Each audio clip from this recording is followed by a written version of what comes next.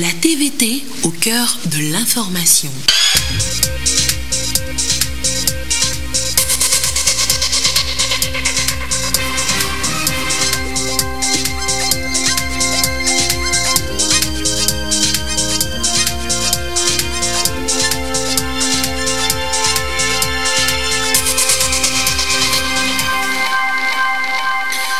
Mesdames, Messieurs, bonsoir. Bienvenue sur la télévision togolaise pour le journal du soir. Voici le sommaire.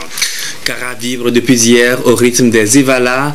Les rites initiatiques du jeune Kabyé se poursuivent. Assurent ce soir les demi-finales dans le canton de Tchitchao. Dans les arènes, les jeunes Evala démontrent leur force et leur endurance. Le chef de l'État a assisté aux différentes confrontations de ces demi-finales. Les précisions assurent dans ce journal. La France célèbre la liberté et l'unité ce 14 juillet. Cette fête nationale a été marquée au Togo ce matin à la résidence de l'ambassadeur Marc Vizy par le point sur la coopération entre la France et le Togo. Membres du gouvernement, corps diplomatique et autres personnalités ont pris part à cet événement. Et puis la béninoise Nadia Choulaï Mama est sacrée Miss Nana 2019. C'était hier au Palais des Congrès de Lomé. Elle a conquis le public et a séduit le jury par sa forme ronde, son parcours intellectuel et sa prestance. Voilà pour les titres. Encore une fois, bonsoir et bienvenue dans le 20h de ce dimanche. La force physique, l'endurance du jeune Evalo, les rites initiatiques des jeunes Kabyé se poursuivent dans la région de la Kara. Retour dans les arènes ce soir pour les demi-finales dans le canton de Tchitchao. La première confrontation a opposé la coalition Bou à Fatou, puis la seconde a mis aux prises la coalition Kigbeleng contre Hazilao. Toutes ces confrontations des Evala sous le regard du chef de l'État, Fort et Sozimna Nyasingbe. Le récit de Arnold Kiliou. Sur le terrain de Kazangabio, encadreurs et supporters entretenaient l'ambiance pour le compte de la première demi-finale dans le canton de Tchitchao avant l'arrivée du chef de l'État Fort et Sozimna Nyasingbe.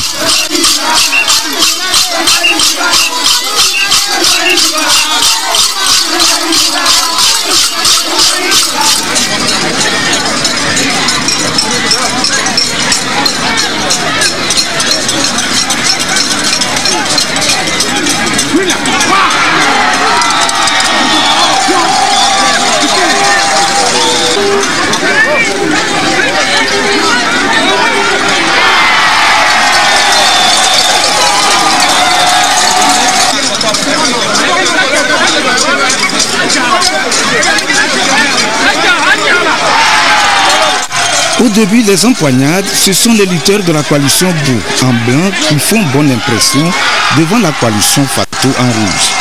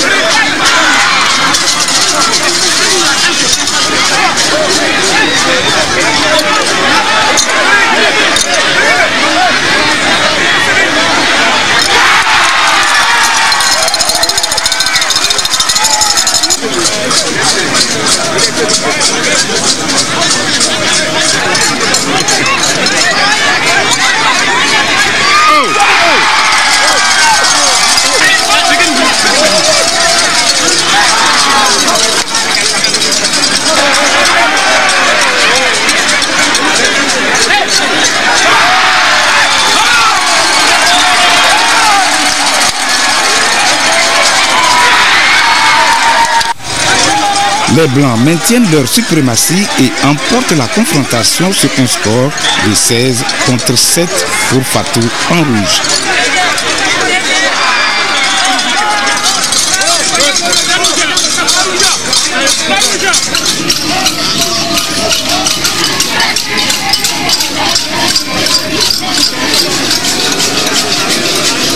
La seconde demi-finale, toujours dans le canton de Tchitchao, à laquelle a aussi assisté le président de la République, a eu lieu sur le terrain de l'EPP central.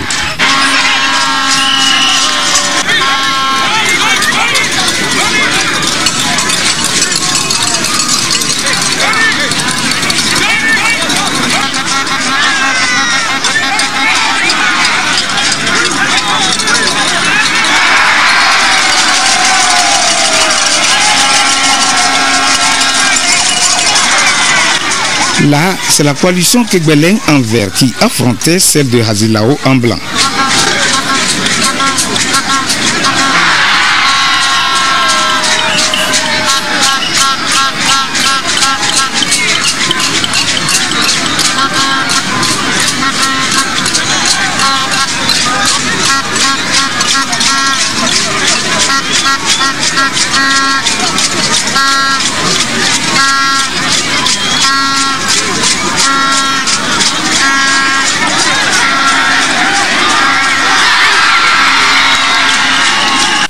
À la fin des empoignades, c'est Hazilao qui a le sourire. 15 victoires contre 8 pour Kegbeleng.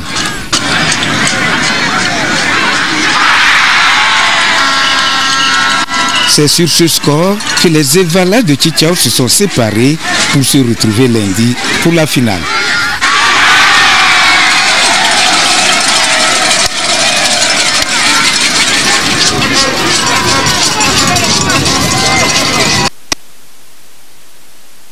C'était donc les demi-finales des l'UT-Evala dans le canton de Tchitchao. Et sachez que ces l'UT-Evala vont durer une semaine en pays kabien. La France est dans l'action et agit au Togo. C'est en ce sens l'intervention de Marc Vizy, l'ambassadeur de France au Togo, ce 14 juillet à l'occasion de la fête nationale du pays. Au-delà de la liberté, c'est la coopération entre la France et le Togo qui est célébrée ce dimanche à la résidence du diplomate français à Lomé.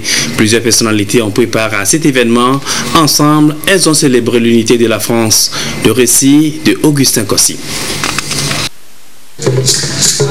Ensemble et en communion avec tous les Français, ils célèbrent le 14 juillet la fête nationale de la France. Ici, à la résidence de l'ambassadeur de France au Togo, tout y est pour commémorer la prise de la Bastille, symbole de la consécration de l'unité française et de la fin de la monarchie absolue en 1789. L'instant est solennel et marqué par un toast en l'honneur de la coopération franco-togolaise. Puis retentissent la Marseillaise et la tête de nos aïeux. Les circonstances l'exigent.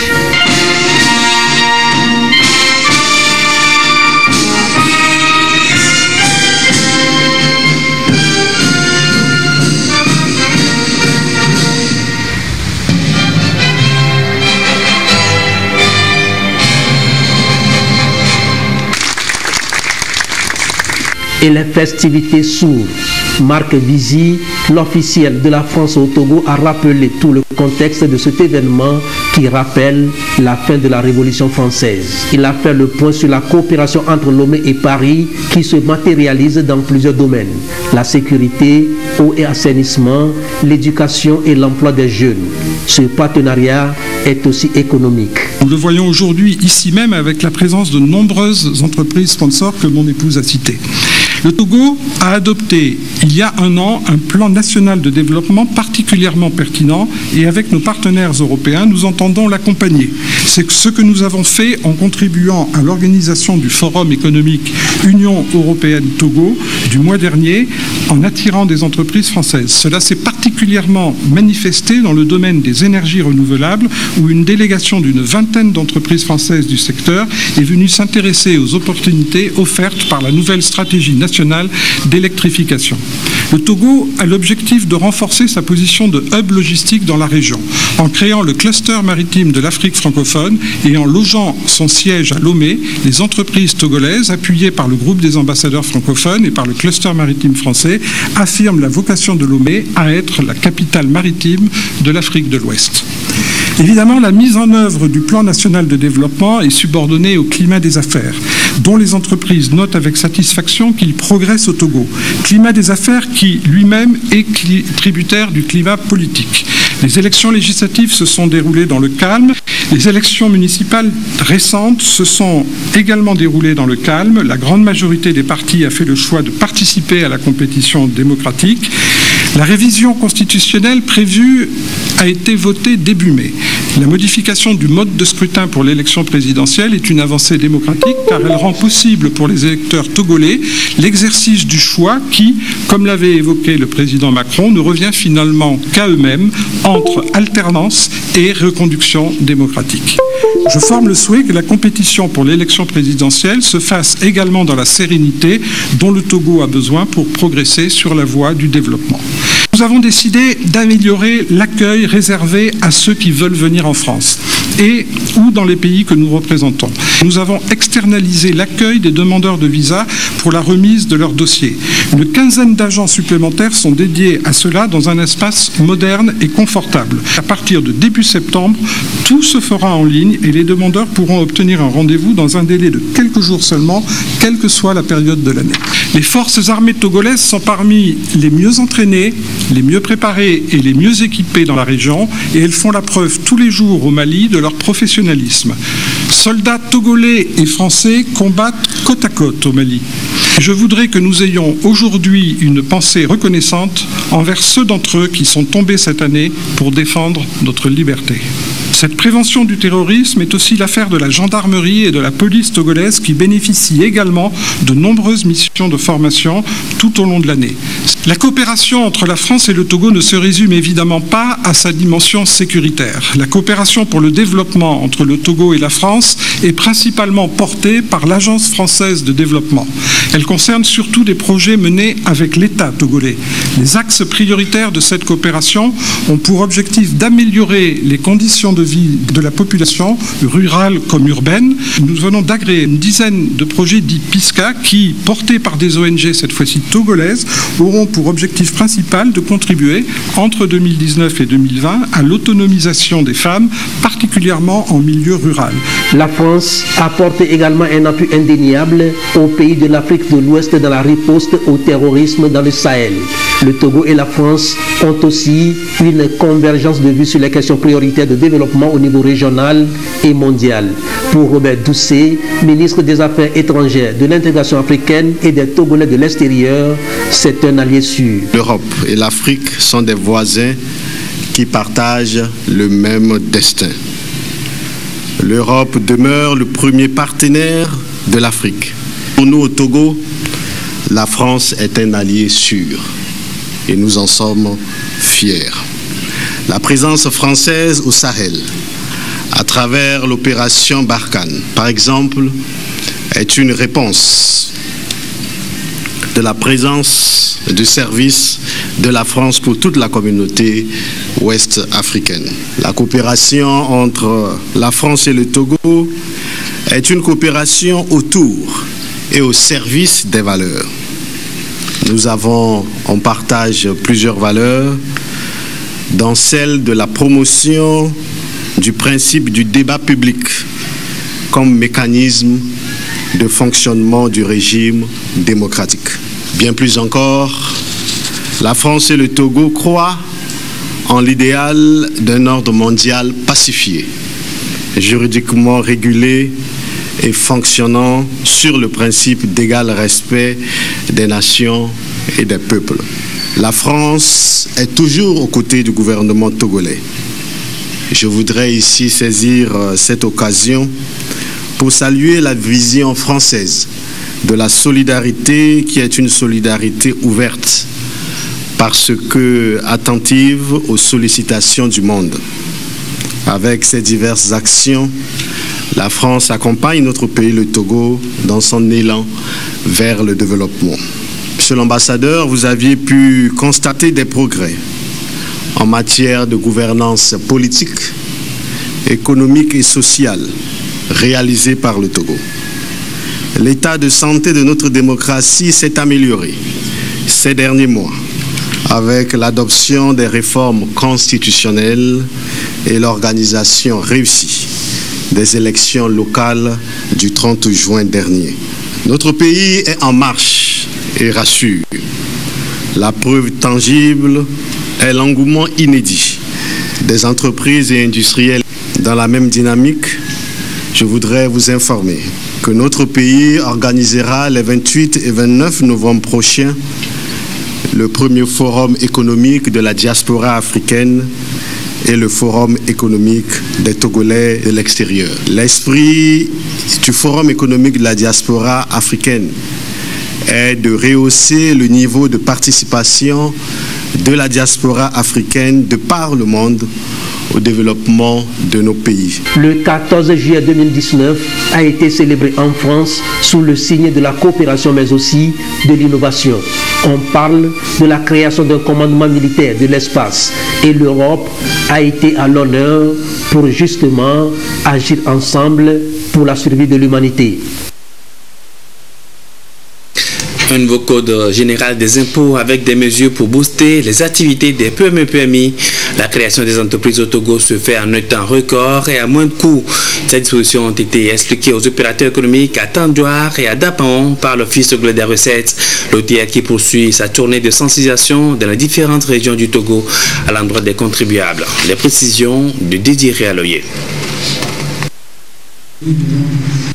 L'Office togolais des recettes OTR, toujours plus proche des populations, les contribuables, qu'il éduque et sensibilise pour la bonne cause. Ici, pour les entretenir sur leur rôle à jouer dans la mobilisation des recettes pour l'État.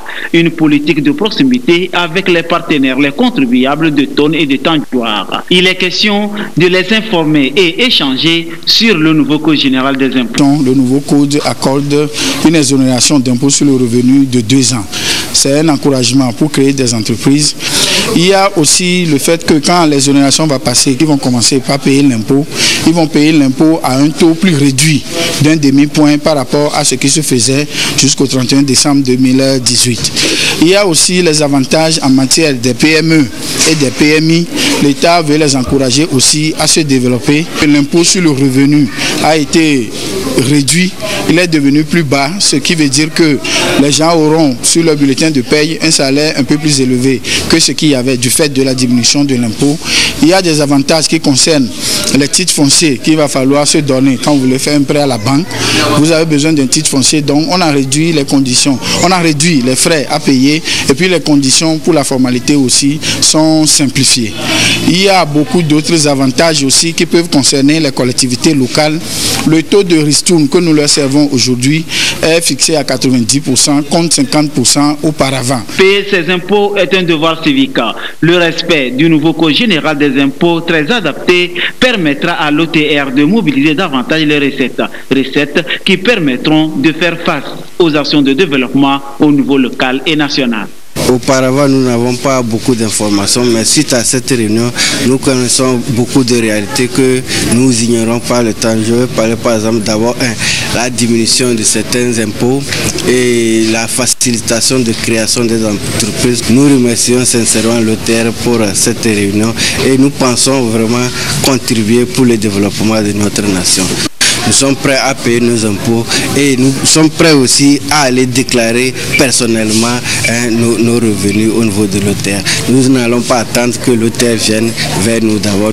Donc c'est une réduction considérable qui va permettre à tous les contribuables, à tous les opérateurs économiques de la préfecture de pouvoir payer. Donc ça a été une très bonne information, une information très satisfaisante. 55 Pendial Ouest, Oti Sud seront aussi parcourus pour les mêmes entretiens. Échange avec OTR sur ces nouvelles dispositions qui viennent faciliter l'acquittement des taxes par le contribuable.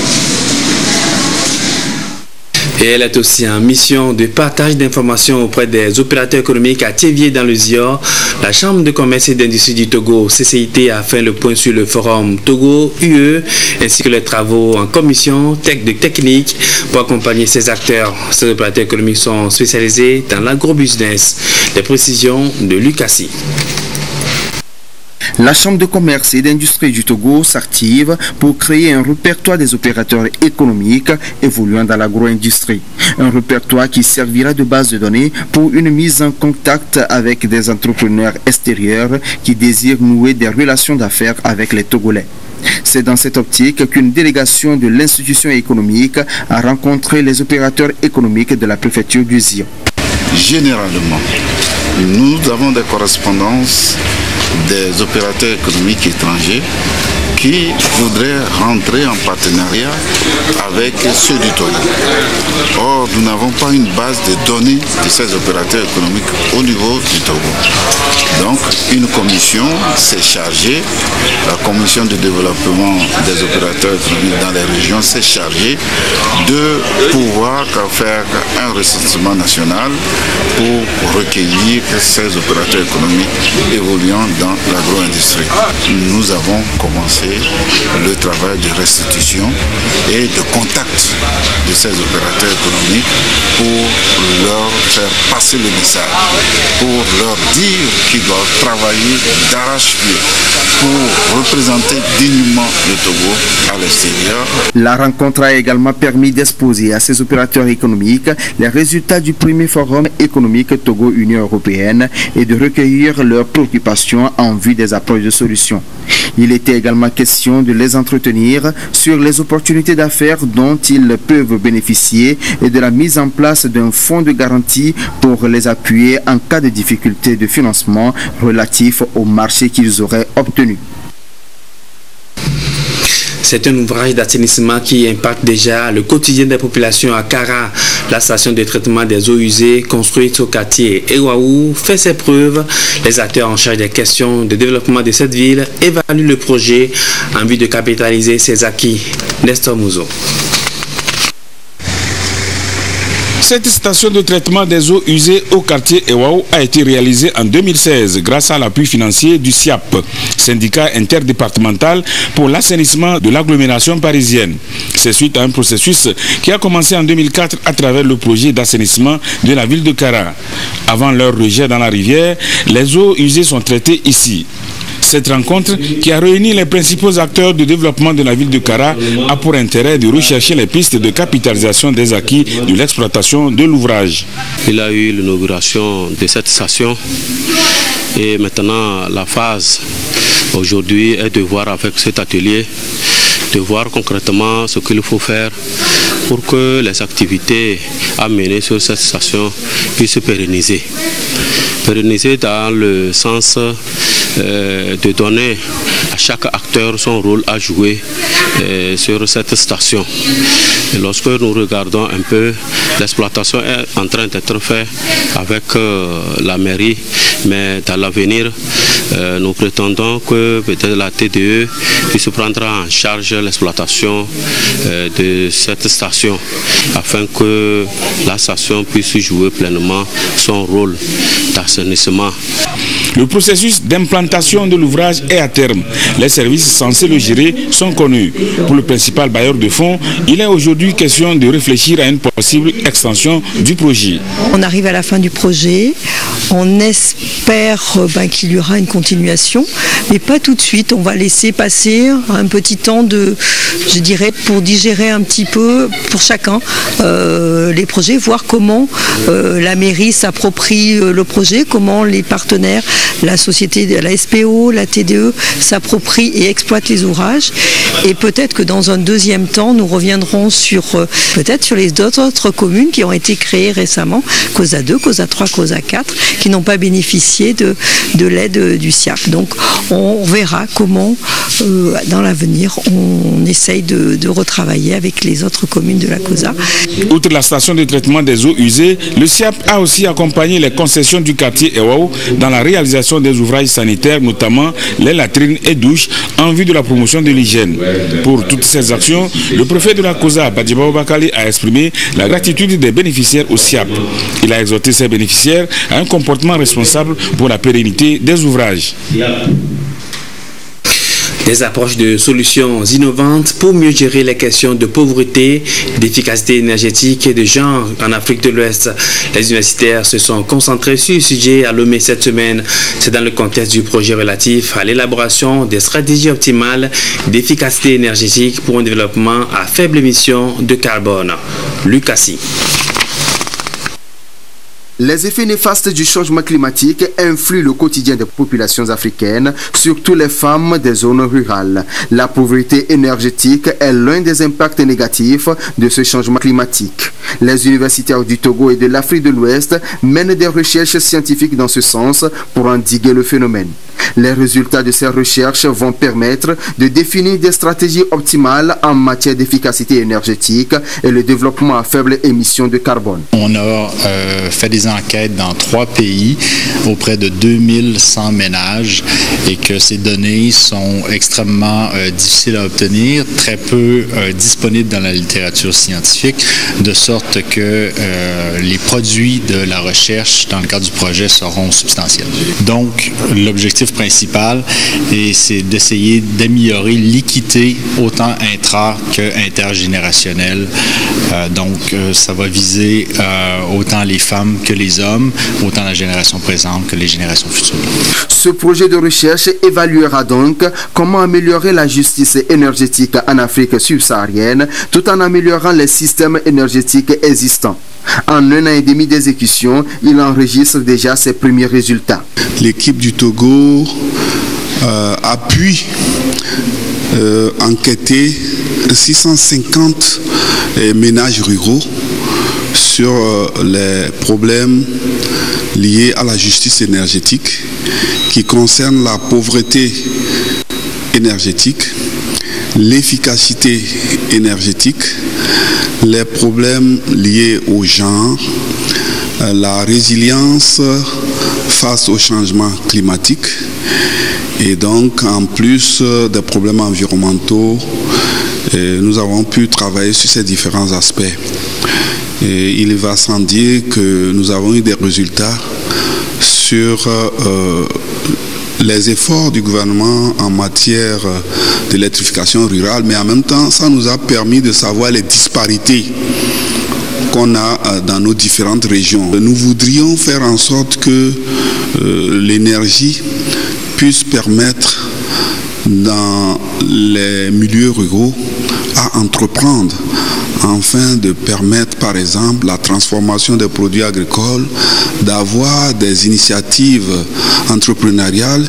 Lutter contre la pauvreté et les changements climatiques et promouvoir les questions du genre. Ce sont là quelques objectifs assignés à ce projet. Initié par le Centre de recherche pour le développement international CRDI, il est financé par Econolaire.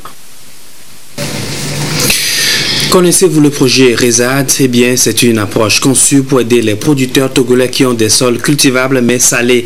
Ce projet est exécuté par l'ITRA et le Centre international pour l'agriculture biosaline de Dubaï. Bonne nouvelle donc pour les producteurs agricoles. Comment le projet RESAD va être exécuté? Les grandes lignes, suivez tout cela dans ce reportage de Edwige Bassabi, Robert Potogbe avec Ekwesala. Des espaces cultivables, l'Afrique en dispose et beaucoup. Mais une partie de ces sols, aujourd'hui, reste improductive. Diagnostic, le sol est trop salé, mais pas seulement. Il est aussi soumis à l'effet de dérèglement climatique et des eaux à dominance salée. Pour y faire face, le Centre international de l'agriculture biosaline ICBA développe dans 7 pays en Afrique le projet d'amélioration de la résilience agricole pour le développement et la promotion des technologies adaptées. Il est officiellement mis en œuvre au Togo en partenariat avec l'Institut togolais de recherche agronomique ITRA. L'objectif est d'introduire des technologies qui sont adaptées, qui améliorent la productivité dans les zones affectées par la salinité. Et en même temps, il y a des composantes dans ce projet qui visent à améliorer le quotidien des agriculteurs dans les zones affectées par la salinité. Non seulement par la production, par l'introduction des cultures qui sont adaptées, qui tolèrent la salinité et la sécheresse, etc. Mais aussi, il y a une composante de développement des chaînes de valeur autour de ces cultures qui sont introduites et de ces technologies qui sont introduites par le projet. Le partenariat entre ICBA et ITRA va durer 4 à 5 ans. Période d'exécution de ce projet et permettra à l'ITRA d'apporter son expertise aux paysans togolais. Les zones où on constatera qu'il y a des sels qui ne permettent pas une production accrue, on aura à développer des technologies pour pouvoir produire dans ces zones-là. Donc l'ITRA a ce devoir de pouvoir identifier ces zones et les relever les conditions ou le niveau de salinité. Il a le devoir de développer avec l'aide de l'équipe du Centre international IGBA qui va nous proposer un certain nombre de cultures qui peuvent supporter ces sols qui sont très salins et amener les producteurs à pouvoir maîtriser ces types de technologies qui vont être mises en place par notre institution. La première phase de ce projet a été lancée les 24 et 25 avril à Dubaï, aux Émirats arabes unis. Il s'exécute dans 37 pays en Asie centrale et en Afrique subsaharienne. Et puis je vais l'annoncer en titre, elles sont des femmes belles, rondes et intelligentes, mais une incarne désormais la beauté africaine sous-régionale. La béninoise Nadia Toulaye Mama, élue Miss Nana première édition. C'était samedi soir au Palais des Congrès de Lomé. Elle a séduit le jury par sa présence, son parcours culturel et sa forme généreuse. Un concours signé Kadia Communication pour promouvoir le leadership des femmes rondes. Le récit de Kamen Madia Kako. Elle est médecin, elle vient du Bénin et c'est elle qui est sacrée Nana 2019. Nadia Toulaye Mama, par sa taille, ses rondeurs et son intelligence, a séduit aussi bien les membres du jury que le public. Pendant une année, Nadia Toulaye Mama va représenter au Togo et au Bénin la beauté africaine dans toute sa splendeur. Elle va donc contribuer à redonner confiance à ces femmes aux formes généreuses, souvent mises en marge de nombreuses activités socio-culturelles. Elle remporte ainsi un billet d'avion et une enveloppe financière. Je ressens beaucoup d'émotions. Avant toute chose, il faut toujours s'accepter. Qu'on soit mince, grosse, c'est le plus important, je pense. Se sentir bien dans la peau. Alors je les invite toutes à sortir de l'ombre. Ça ne sert à rien de rester caché. Il faut savoir s'affirmer. Elles étaient 10 au départ, toutes belles les unes que les autres. 5 du Togo et 5 du Bénin. Tout au long de la soirée, elles ont démontré leur savoir-faire sur tous les plans. Que ce soit la démarche, toutes les candidates en imposent. Le talent, elles en ont. Il est alors important de mobiliser des actions pour démotiver ces genres de comportements. Il faut des actions judiciaires à l'encontre des acteurs pour protéger les victimes.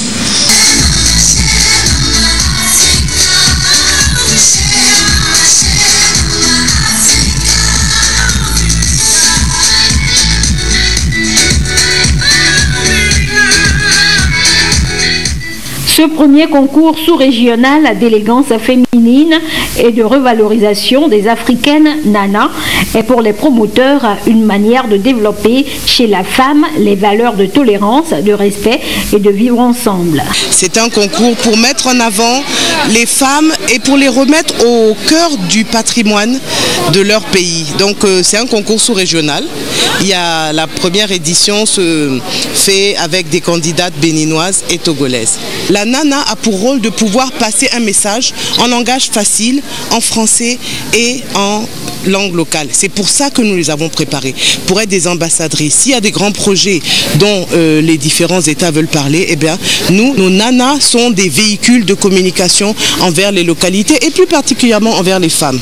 La Nana 2019 sera accompagnée dans sa mission par 5 nanavis. La Nanavi de l'humour, la Nanavi de la gentillesse, entre autres. La Togolaise Kwasi Aba Faiza Johnson prend la place de la deuxième Nanavi, deuxième dauphine. Et la béninoise Omolocho Kemole est sacrée première Nanavi. Toutes les deux dauphines remportent une enveloppe financière.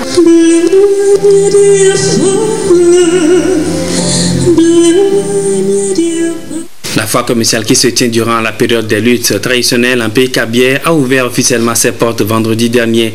Ce carrefour d'affaires a été placé cette année sous le signe de la formalisation, gage d'accès au marché institutionnel. En dehors de l'exposition, vente, des activités culturelles sont au programme. Nestor Mouzo. Ouverture du village Evala édition 2019. Initié depuis 2011, le village Evala est une foire commerciale qui s'anime lors des luttes traditionnelles dans la Kosa. C'est pour permettre aux opérateurs économiques de profiter de l'audience de ce rendez-vous culturel pour faire leurs affaires. Chaque édition du village Evala est placée sous un thème. Formalisation, gage d'accès au marché institutionnel est le thème retenu par les organisateurs avec un focus sur les produits Made in Togo. À travers ce thème, nous pensons inciter surtout les jeunes et les femmes à se formaliser, à quitter l'informel pour le formel, histoire de profiter des avantages qu'offre aujourd'hui la volonté du chef de l'État à travers les 25% de part de marché public dédiés exclusivement à cette catégorie que je viens de citer. Nous sommes en train, avec nos partenaires, d'aller vers quelque chose qui se fait globalement dans les foires internationales. Quand vous voyez déjà même la qualité de nos installations, je pense qu'à travers cela, on peut dire que nous sommes en train de devenir matures. Pour cette 9e édition, le village Evala a enregistré, en dehors des exposants individuels, la participation d'une quinzaine de sociétés privées. Le vice-président du patronat, président du groupement des industries du Togo, a saisi l'occasion pour présenter le contenu du PND, dont la mise en œuvre requiert une forte participation des opérateurs économiques. Nous saluons les plus hautes autorités de notre pays qui ont bien voulu mettre en place un cadre de partenariat public et privé qui nous a permis de participer à la conception elle-même du programme national de développement, à son évaluation et à son suivi. Si bien que à tous les déplacements officiels effectivement de la plus haute autorité, le secteur privé est associé et échange avec des partenaires extérieurs pour faire ce qu'on peut appeler des échanges d'expertise. En mettant en place un département ministériel en charge de la promotion de la consommation des produits locaux, on est en train de faire en sorte qu'en transformant justement, en valorisant la matière première sur le territoire national, on crée des emplois ici. Sachez que tout type d'importation que vous faites, vous exportez la valeur ajoutée dehors. Et c'est ce que nous avons voulu expliquer. Le village Evala va se dérouler sur plus d'une semaine. Le parrain de l'événement, le préfet de la Kosa, le colonel Hemou Wadiba Wakali, a félicité les initiateurs de ce carrefour d'échange pour son impact économique.